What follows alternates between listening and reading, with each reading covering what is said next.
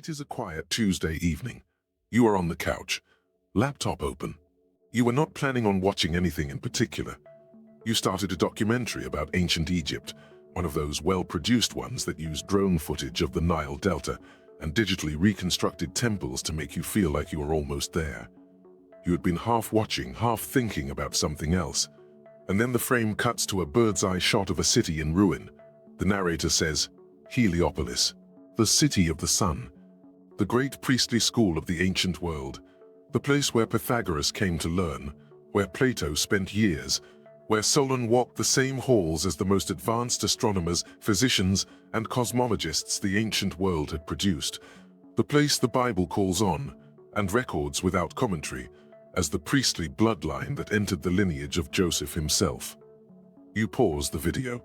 You do not know why exactly. Something about the word. Something about the way the narrator moved on from it in 2 seconds, like it was just geography. Heliopolis. You sit there with the frame frozen, the ruins, the caption at the bottom of the screen, and you feel it, the thing you have felt before with smaller things, with conversations that moved on too quickly from something that deserved more time, a sensation that the frame stopped at exactly the moment the story was getting interesting. And from somewhere in the back of your memory a question surfaces, the one you were never quite allowed to ask out loud. If Jesus was in Egypt, and the Gospel of Matthew confirms he was in Egypt, what exactly was he doing there? The screen is still paused. The ruins of Heliopolis are right there, and the camera never stayed long enough to show you what was inside. My name is Nathan, former high school history teacher, Evansville, Indiana. 12 years at a Catholic school teaching world history and early Christianity. I resigned when the evidence kept leading me somewhere the institution was not prepared to follow. I want to talk about Egypt, not the flight to Egypt, not the nativity sequence, not the infant in his mother's arms carried across the border in darkness to escape a king who wanted him dead. That is the story the church gave you, and it is the story I want to examine. Because the more carefully you look at it, the more clearly you can see what it was designed to prevent you from asking. Here is where this started for me. I was working through Morton Smith's Jesus the Magician, published in 1978 by Morton Smith of Columbia University. Smith was not a fringe scholar. He was one of the most technically precise New Testament researchers of the 20th century, with a specialization in Greco-Roman texts and Jewish literature of the Second Temple period. And in the middle of a chapter on how Jesus was perceived in his own time, there was a footnote. I almost missed it. The footnote noted that 3 completely independent ancient source traditions, Roman writers, Jewish polemical texts, and the Greek Magical Papyri from Egypt, all converged on the same historical claim about Jesus. They said he learned magic in Egypt, not that he was born there, not that he passed through as an infant, not that he was carried across the border by exhausted parents and then brought back. They said he went to Egypt. He studied there, he acquired knowledge there. And what he later performed in Galilee was the result of what he learned. I read that footnote, and then I did what I always do when something does not fit neatly into what I was taught. I set the book aside. I picked it up again 3 days later, and I kept coming back to it for the better part of a year.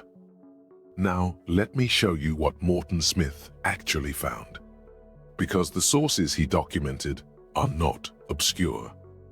The Jewish polemical texts from the 1st and 2nd centuries, documents preserved in the Talmud and in rabbinical literature of the period, refer to Jesus using specific Hebrew phrasing. He is called Ben Pandera or Ben Stada. The details vary across manuscripts. But the consistent element across multiple independent rabbinic texts is this. The charges against Jesus include practicing Egyptian sorcery and bringing magical arts out of Egypt. The phrase used is a technical one, not a general accusation of dishonesty, but a specific charge that he came back from Egypt with knowledge the rabbinical tradition classified under Egyptian magic. These are hostile sources. I want to be clear about that. They were written by people who did not believe what Jesus taught and had strong reasons to discredit him. They are not objective witnesses, but hostile witnesses are, in some ways, the most useful kind. When the people who want to destroy your reputation say you spent time in Egypt, learning things, When they use that as the damaging accusation, it means the fact of the Egyptian connection was known. It was circulating. It was common enough knowledge to deploy as an attack. Hostile witnesses do not invent charges that nobody would find plausible.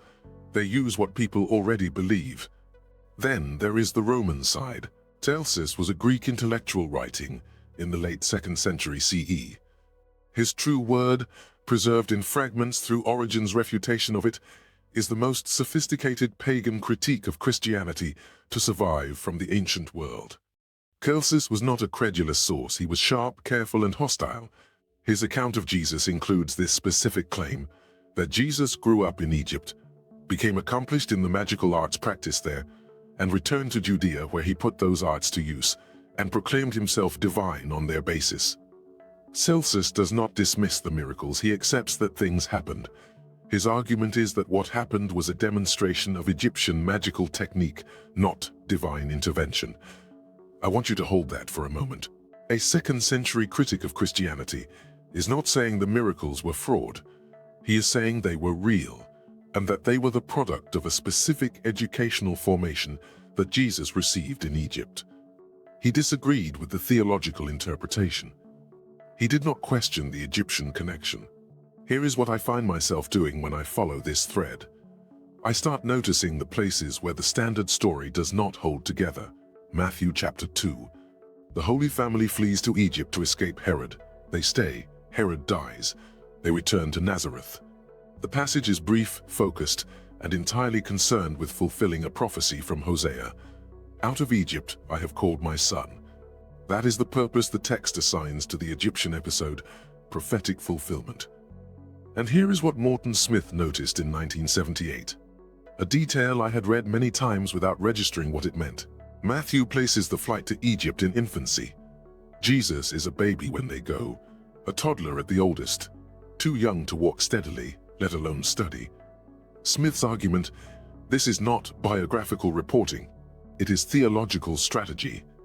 The accusations circulating in the early centuries, the Jewish polemical texts, the Roman criticisms, the popular memory of Jesus as someone who learned Egyptian techniques, those accusations required a response. And Matthew's response was elegant. Yes, Jesus was in Egypt, but he was an infant, a baby carried by his parents. He could not have learned anything because he could not yet speak. The accusation is neutralized by moving the Egyptian visit to the one period of life when it would be intellectually impossible. The cover-up, as Smith framed it, is visible in the precision of the fix.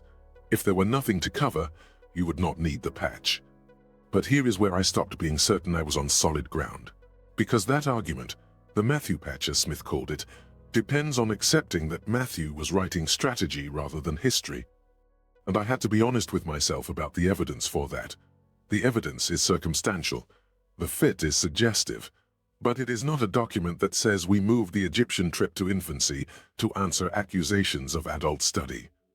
That document does not exist. What exists is the pattern, the timing, the sources that remember an adult Jesus in Egypt, and the one gospel that accounts for his presence there by making him too young to learn anything. I sat with that for a while, and I decided that the pattern was worth examining, even if I could not prove the intent. Because the pattern tells you something, even when it cannot tell you everything. You have always felt something about the miracles. Not doubt exactly, that is not the right word. More like a question that was never quite allowed to breathe. You were told, he performed miracles because he was divine. The miracles were proof of divinity. The water into wine, the blind man seeing, the dead man walking out of the tomb. The category the church gave you was suspension of natural law, God interrupting the physics of the world he created to demonstrate that the man standing in front of you was not like other men. And somewhere in you, not loud, not insistent, just a quiet, persistent thing. A different framing kept surfacing. What if the miracles were not bypasses of the natural world? What if they were the deepest possible engagement with it? What if the man standing in that field, putting mud on a blind man's eyes, knew exactly what he was doing? Knew it the way a physician knows what a compound will do when applied to inflamed tissue. Knew it the way a man who had spent years in the greatest school of the ancient world learns what the ancient world had already discovered about the body, about sound, about the physics of healing. What if the category of miracle is not the violation of physics? What if it is the mastery of physics that the people watching simply had no category for? That question was never forbidden, but you were never encouraged to ask it either. You recognize that. A long time ago. Let me tell you about Heliopolis, because if you want to understand what Jesus might have learned in Egypt, you need to understand what that priestly school actually was. Heliopolis, the city the Bible calls On. Genesis 41 records that Joseph married the daughter of the priest of On. The Bible puts the bloodline of Israel in direct contact with the priestly tradition of Heliopolis before the Exodus even happens. By the 1st century CE, the intellectual inheritance of Heliopolis had concentrated in Alexandria, 40 miles to the northwest, the undisputed intellectual capital of the Mediterranean world. The library, the museum, which was not a building of objects, but a living institution of scholars. Astronomers, physicians, mathematicians, philosophers, all working in proximity, arguing across disciplines. The priestly curriculum of Heliopolis unified what we now separate. Astronomy and theology were not different subjects. Medicine and cosmology were not different subjects. The priests understood the universe as a single ordered system, and their work was the study of that system entire. Pythagoras spent 22 years in Egypt. Plato spent 13. The intellectual foundation of Western philosophy passed through Egypt on its way to Greece. In the 1st century CE, the Jewish community in Alexandria was the largest Jewish community outside Palestine. Philo of Alexandria, whose synthesis of Torah and Platonic philosophy produced some of the most sophisticated Jewish theology of the ancient world, was writing there during the same decades that coincide with the Lucan gap. If a young man from Galilee wanted to encounter everything human civilization had discovered about the nature of reality, Alexandria in the 1st century CE was the most concentrated location of that knowledge on the planet. And Jesus had, by Matthew's own account, a documented connection to Egypt. The church's explanation is that he was a baby when he got there. I have thought about that explanation for a long time now. My cardiologist's name is David. He is not a religious man. He does not attend church. His interest in ancient history is essentially zero, and his tolerance for what he calls mysticism is somewhere between polite and non-existent. We have been friends for 11 years. About 3 years ago we were having lunch, and I was in the middle of this exact investigation. The Egyptian connection, the priestly schools, the question of what Jesus might have studied and where. I was not expecting him to engage with any of it. I was mostly thinking out loud. He listened without saying anything for a while. Then he said, and I want to be precise about this because the specificity is the point. He said, "You know that thing in John 9, where Jesus spits on the ground and makes mud and puts it on the blind man's eyes?" I said yes. He said, "There is a specific clay compound found in the Palestinian and Egyptian region, a naturally occurring silica aluminum structure that has documented anti-inflammatory properties. It has been used in traditional medicine throughout North Africa and the Middle East for thousands of years. It does not restore damaged optic nerve tissue, but for certain types of inflammatory eye conditions, particularly those involving the conjunctiva or the surrounding orbital tissue, it would produce a measurable improvement in vision." He picked up his sandwich. "I am not saying anything," he said. "I am just saying." He went back to eating. And I sat there in that lunch place in Evansville, Indiana, thinking about the gap between two categories. The category that says, a man put mud on a blind man's eyes and the man could see and this proves divinity. And the category that says, a man who had studied in the greatest medical tradition of the ancient world applied a compound to an inflammatory condition because he knew what it would do. Those two categories are not the same, and only one of them requires the suspension of natural law. David had not read Morton Smith. He had not heard of the Greek Magical Papyri. He was not interested in early Christian scholarship. He was a cardiologist, eating lunch, who had accidentally dismantled a theological category in 45 seconds, because he knew what the compound did. And he did not know, and because no one had told him, because the church had not preserved it, that the man who applied it might have known too. Let me tell you about the Greek Magical Papyri. The PGM, Papyri Graecae Magicae, is a collection of Egyptian magical texts dating from the 1st through the 4th centuries CE, found in Egypt, written in Greek, Demotic, and Coptic. They contain instructions for healing, protection, and the invocation of divine powers for practical ends. And they contain the name of Jesus, not as a figure of Christian devotion, as an invocable power, a name spoken in the performance of Egyptian magical practice. The texts invoke Yah, the Greek transliteration of YHWH, alongside the name of Jesus, alongside Egyptian divine names, as part of formulae for healing. These were written by practitioners of Egyptian tradition who had absorbed Jesus into their existing framework. Because in the popular understanding of the ancient Mediterranean world, Jesus and Egyptian healing practice were not separated. They were associated. For 4 centuries after the crucifixion, in Egypt, in the Greek-speaking world across the Mediterranean, the name of Jesus and the tradition of Egyptian healing were linked in the public imagination. Only from the 4th century onward, after the canon was formalized, did the church insist that Jesus had nothing to do with Egypt except as an infant who could not learn anything. But the papyri were already written. The popular memory was already in place. The ancient world remembered the connection. Only the institution forgot it. Here is something I find structurally significant: the infancy gospel of Thomas, the Arabic infancy gospel. These are texts the church rejected and excluded from the canon. They all describe Jesus in Egypt as an active agent, not a passive infant, not a child being carried. An active figure, performing acts of power, demonstrating knowledge, healing people in Egyptian villages. Bart Ehrman confirmed in Lost Christianities, Oxford University Press, 2003, that these texts were excluded by a specific criterion. The selection process for canonical inclusion was not purely about date or authenticity. It was about narrative control. The texts that placed Jesus as a learner, as someone who acquired knowledge from sources outside the Jewish tradition, were systematically excluded. The criterion was not, is this historically accurate?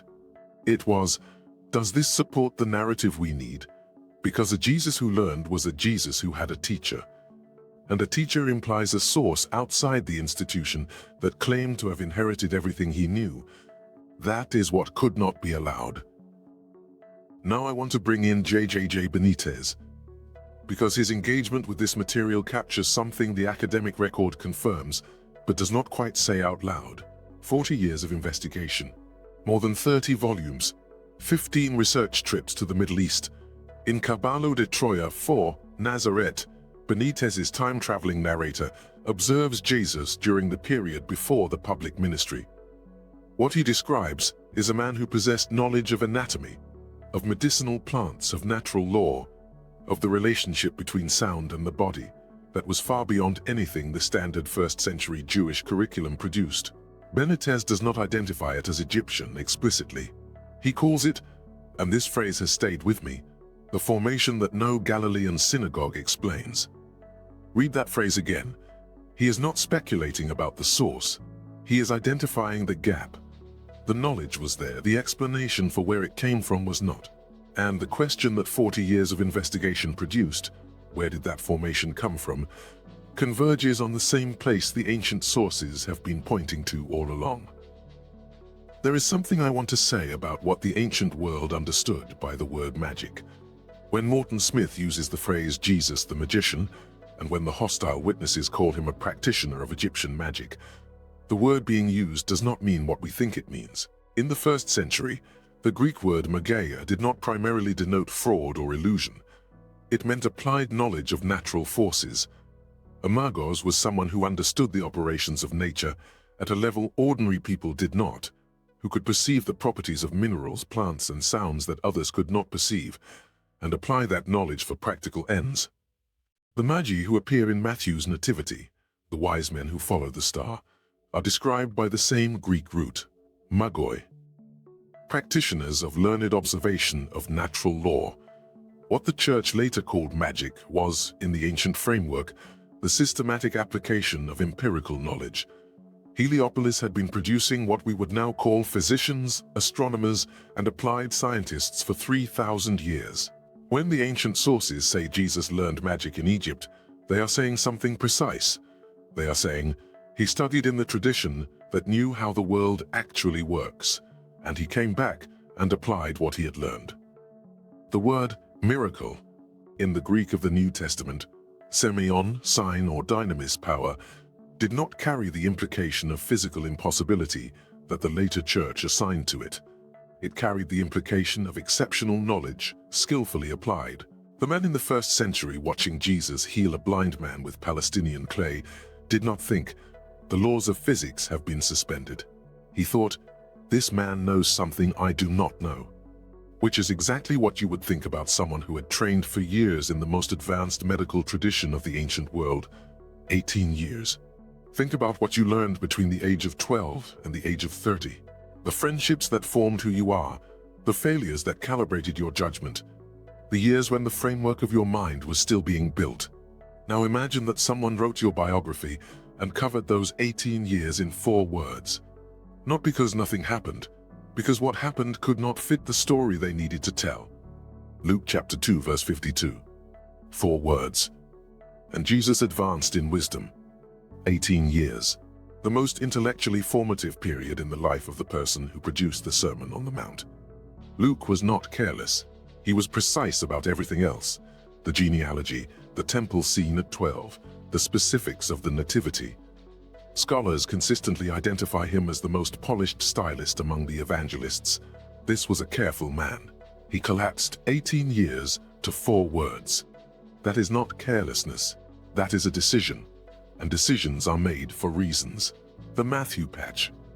I keep coming back to Smith's framing because it captures something I cannot say more precisely. An adult Jesus who studied in Egypt is a Jesus who had teachers who were not Jewish. A Jesus whose knowledge came from a tradition outside the covenant. A Jesus whose most extraordinary acts were the products of an education that the institution claiming to be his heir did not control and could not authorize. The institution's claim to authority rests on a specific chain. Jesus received from God. Jesus transmitted to the 12. The 12 transmitted to their successors. The succession transmitted to you through the church, which holds the authentic teaching.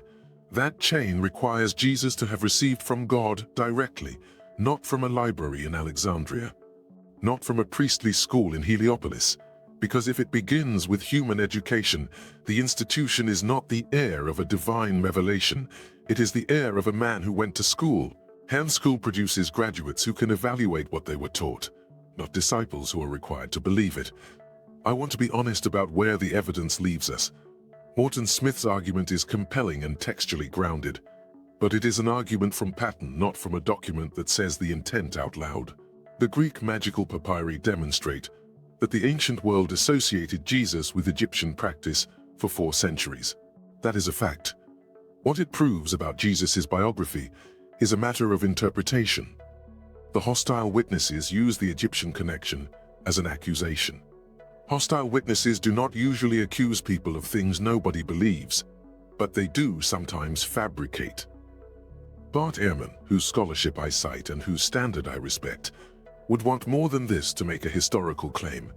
I want you to have Ehrman's standard as well as the evidence.